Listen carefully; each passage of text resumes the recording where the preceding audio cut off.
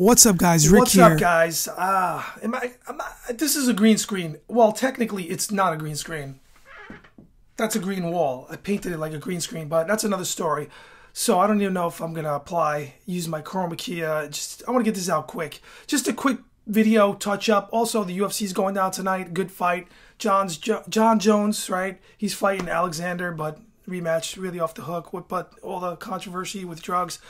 But I just want to talk about how I did make a prediction, and if you come here and you found this channel, that I predict boxing matches. That's my expertise.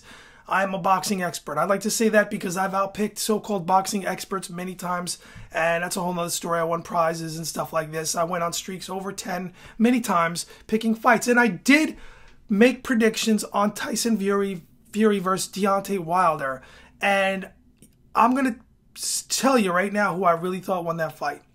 I said it was a joke because I felt like Fury wasn't ready, and it's a very unique circumstance, him going into the fight, being a guy who got out of the game, who had mental problems, who let his body just get destroyed. He was so overweight. So I thought it was a joke. I felt he wasn't ready. He wasn't even knocking out the guys who he fought in the workup to the Wilder fight. He came back last year, and I just felt he wasn't ready. But he proved me wrong. Let me just say that right now. My prediction, I'm a fan of both of these guys.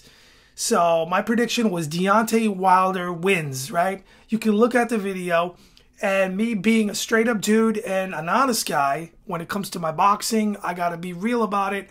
And for me, just for me, and if you happen to follow in my opinion and believe in that, whatever, everyone's entitled to their own opinion.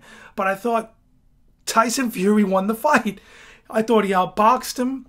He was knocked down twice in the 12th round. Yes, the holy grail moment. He got back up. It was amazing. Whether the ref counted slow or not, he did his job. He got up in time, and he beat the count because the ref said it was legit. He wasn't knocked out. So my point is, I want to say that Wilder did not win that fight. And it may have the illusion that he won the fight because of the knockdowns. Real quick, coffee. But he didn't win the fight, in my opinion. And I thought he was outboxed. I thought that Tyson Fury really was dynamic in there. He was putting on a boxing show. But the great thing about Deontay Wilder is, like I said previous to this video and the prediction, he has that magic eraser like Teddy Atlas always says. He can knock you out with one punch. So that's what's so exciting about the rematch. And I just want to say I was wrong. And it's a very rare circumstance where you see a fighter do what Tyson Fury did. He came back and he looked great. Besides the knockdowns, he dominated the fight. In my opinion, most of the fight. And I just felt that Wilder was behind a few points. And the rematch is going to be great because really I don't know what's going to happen. Outside of Fury putting on spots of rounds where he's outboxing Deontay Wilder if it gets past the first 3 rounds. You say that because Wilder has such devastating Mike Tyson-like George Foreman-esque power, if I dare, where he just grazes you and it looks like he can knock you out. I mean, this guy is scary. The bomb squad is in full effect and always legitimately a threat to any world champion. And I just think that in the rematch, I really don't know what's going to happen here. Can Tyson Fury sustain another KO like that? Well, he was really knocked out, but he did get back up. Knocked out for a few seconds. Because when a fighter starts getting hit in that jaw, it starts to... Repetition is no good in boxing. From my experience of all the years of watching boxing, you get hit, you get concussed, you get knocked out, and it seemingly becomes easier for a guy that was knocked down or knocked down a few times to get knocked down more and more. It just adds up. You know what I mean? I know if you boxing fans are really hardcore, you know exactly what I'm talking about. But the man, definitely Tyson Fury, that is, surprised me. This is a stream of consciousness video. There's nothing in front of me except this, my lights, and I'm using my Mac, my notebook, actually camera on this one. So, sorry, it's not a notebook. It's whatever. Anyway, the camera's not as good. It's a MacBook Pro on this one. And I just save time here. I got tons of cameras, but look, hardly any views on this channel. Well, the way YouTube works, I digress for a second here, is the way they're pushing YouTube, for the most part, the algorithm has changed. So if you talk about current events, news, your chances are that you're going to get seen more. Is that, do I like that? It used to be back in the day you can create a piece of art, original stuff, and you would get discovered with the algorithm. Now it's like they're forcing YouTubers to gossip about each other. I see a lot of that and they get a lot of views. It's ridiculous. But, so, I don't know, once in a while maybe I'll catch a news headline with these prediction videos or whatever, these boxing talk videos, if they're on trend. I think this is not, because this is already old hat, because we're going back a couple weeks here. So maybe I'll talk a little about the UFC at the end of this. But anyway, I'm telling you guys, this is what I think. I think that the fight, the part 2, is going to be remarkable, because boxing is the theater of the unexpected. I first heard that from Larry Merchant watching HBO. Can you believe HBO is over as far as boxing goes? Are they going to have a special 2-3 years from now? A special night where Jim Lampley's up there? It's just a sad day. I did a video, I think, about that already. But anyway, we all grew up on HBO boxing. How many of you boxing fans did not grow up on HBO boxing? If you didn't, I suspect you're watching from the UK or someplace in Europe or somewhere else, okay, in the world. And that's fine. To us, HBO was like the cream of the crop of boxing. The way they presented their shows. I'm talking about with Larry Merchant. It kind of descended from there, in my opinion. And yeah, look what happened. Just because of the platforms and the commentary, for me, it wasn't on par with back with Larry Merchant. Those were the glory days. The glory days of the stories, the way they packaged it. It was like the go-to place for boxing. It was such an event.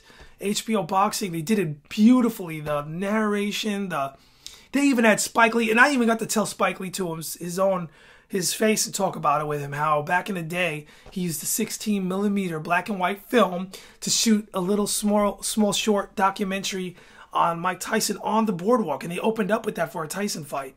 And I was a kid watching this, and it was great. Spike Lee was like, "Oh, really? You still got that on video, Rick?" I'm like, "Yeah." So this is real talk. This has really happened. So what can I say? I mean, all of that, stuff like that, content like that, made HBO boxing so brilliant back in the days. Unfortunately, those days are long gone, and it's over. It's over. You saw Roy Jones. Oh, Jim Lampley usually gets emotional at the end of a lot of broadcasts when he talks about someone with the passion, the fury, or someone, you know, unfortunately passes away that worked on the crew. But Roy Jones, really, he was torn apart. I mean, he built his entire career over at HBO. But I do remember Roy Jones before that. Roy Jones coming out, doing a dance. He had a dog collar on. He used to wear dog collars. And he was on Showtime, actually. Don King, back in the day, he used to throw, Don King, love him or hate him, he used to throw the best boxing cards on Showtime. They used to have 4 good fights. Usually 4. They were great. But, so, fast forward to 2018. Tyson Fury versus Deontay Wilder was spectacular. I think nobody lost. It was a great fight. It wasn't like it was a robbery. I'm not saying that. I'm saying, look, Deontay Wilder, I thought, lost the fight. I predicted Deontay Wilder to beat Victor Ortiz. I'm sorry, King Kong. So, what am I going to say? I said Victor Ortiz. But anyway, I'm just saying, I thought it was a great night for heavyweight boxing, specifically the heavyweight division, and boxing overall. I mean, it was just a really great night. It was such a good fight. Now, I think Anthony Joshua, I don't think he wants to go near Tyson Fury for several reasons. Hold on. I think Anthony Joshua wants to see what happens with Wilder versus Fury. And my gut instinct tells me he doesn't want Fury to win, because then he would have to face Fury. Fury has mucho skills. He is a great heavyweight boxer. You just don't see him like that.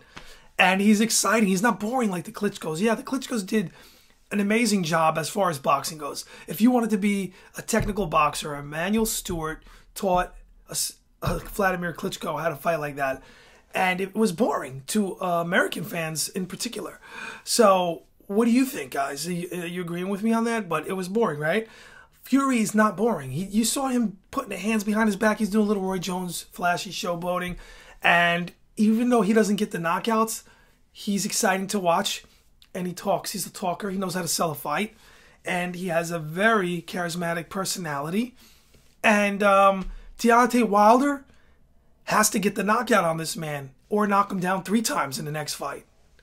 Because he's going to lose on a decision win. That is pretty much clear. Wilder needs to focus on knocking Tyson Fury out. Not too hard, because he has that magic eraser, like Teddy Atlas said. He's amazing. His power is just stunning. When he hits you, and he's unorthodox, Wilder throws punches from all angles. People say his bad footwork. He just looks amateurish. Whatever it is, he really never lost on the record. And, okay, say he lost to Fury. Fury is a great heavyweight boxer, and he made it look so easy at times. But when he got hurt, especially that 12th round, you see the devastation that Deontay Wilder brings to the ring. And most boxers do not want to fight him because of that power. Anthony Joshua, I would say, he probably feels he has more of a chance to beat Wilder because of that. Because he's seen him go, Stavern, what was it, the second fight, the 12 rounds? I believe it was. No, the first fight, sorry. The first fight, he went 12 rounds. So he's thinking, okay, I can have a shot at not getting knocked out rather than be outboxed with ease by Tyson Fury. I'm thinking that styles make fights. I think that Joshua right now, if they were to fight, and he wasn't knocked out, Fury, again after the Wilder fight, I would totally favor Tyson Fury to beat Anthony Joshua. Totally favor him right now. And just a reminder, that's before the rematch with Wilder versus Fury. Because if he goes in there and gets KO'd badly by Wilder, I would say he's damaged goods. And Joshua versus Fury would be a totally different fight from now. So, also, let's go into UFC. Alexander Gustafsson. I said his name wrong. I know he's Swedish. Sorry. Versus Johns Bones Jones. Alexander, many people thought he edged him out in the first fight. Really exciting UFC bout tonight. The card is fantastic. It's coming up soon. I'm going to get watching these prelims in a minute. I don't have a pick because I don't know who's going to win. I would favor Jones, but I really don't know who's going to win. It would be an upset, right? So is the man taking PEDs, steroids, drugs, whatever? Why are people in denial about it? Why do some people like Joe Rogan defend him? Why? If there's smoke there, there's fire, right? I mean, how many fighters are getting busted? I mean, Las Vegas, Nevada, turning down so many millions, a big fight like this at the last minute where they have to move it to California. What's up with that? I mean, something's going on here. I'm not a scientist. I heard the podcasts talking about it. I just say, hey, there's something fishy going on. The man was caught already. He was suspended. And again, it turns up, it was in his bloodstream from the previous test. Really? Something's not right, in my opinion. Something's not right. So, Alexander has everything to lose. Whether John Jones wins again, it's going to be a scenario where he's a cheater anyway, so he's not really winning because he's cheating. So he has everything to lose. So if he loses the fight, Alexander beat him, and he was kind of doping. To a lot of people are going to say that, allegedly doping. Whatever. Well, the tests came up with something because they canceled the fight in Nevada. And they just don't stop fights there. This brings in millions and millions of dollars into Las Vegas. And this town is built on money. And it's just crazy. You look at some of these guys. I got a text the other day with a link of the weigh-in for UFC. Tell me these guys aren't on drugs, someone wrote me. Yeah, are these guys beating tests? It's really crazy. I think Nick Diaz said, who isn't on drugs in the UFC? I mean, that goes for boxing as well. It goes both ways. I mean, these guys are just coming up with new ways to beat tests, and it's really unfortunate that there's cheaters in sports. They really have to get rid of it. Nobody should be cheating. It should be even ground. Everyone should work for it. I mean, this isn't a video game where you put a code in and you get some cheats. You know what I mean? So, anyway, guys, I wish you all Happy New Year. I hope you had a great holiday season. I hope you're all doing well, the few of you that watch this. And I hope you continue to support my other channel if you're over from Looking Out TV. And I got some other interesting stuff. I got another channel too, a film channel. And I'm almost at 30,000 subscribers on that channel. I'm trying to figure out what to do. I'm trying to navigate the YouTube waters. If you're a YouTuber or aspiring YouTuber, I know a lot about YouTube. I was actually up at YouTube recently. They really want to work with me, but there's a lot of stuff going on that makes it very difficult for a lot of creators.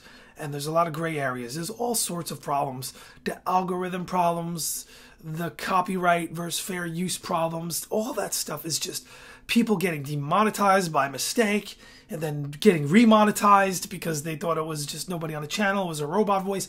Just crazy stuff is going on the platform, and I'm trying to navigate the new waters of YouTube. It's a distribution platform for free still. It's still there, it's for free, and I have some ideas. I had a website for this, for my sports site, but I'm entertaining the idea. It's very hard because you have to dedicate yourself to this stuff. So I don't know. Am I going to do a commentary, make my own platform, and get my own videos out there with my own paywall? Probably not for the sports, but for the other sites, maybe. I don't know. We got to see what happens with that. So anyway, guys, I just want to wish you the best. And if you have dreams, I say go for your dreams, because there's so many people that told me you can't do this, you can't do that, and you can't. And I did. And I'm chilling. Just saying. All right, guys, thanks a lot. Thanks for watching. See you next time.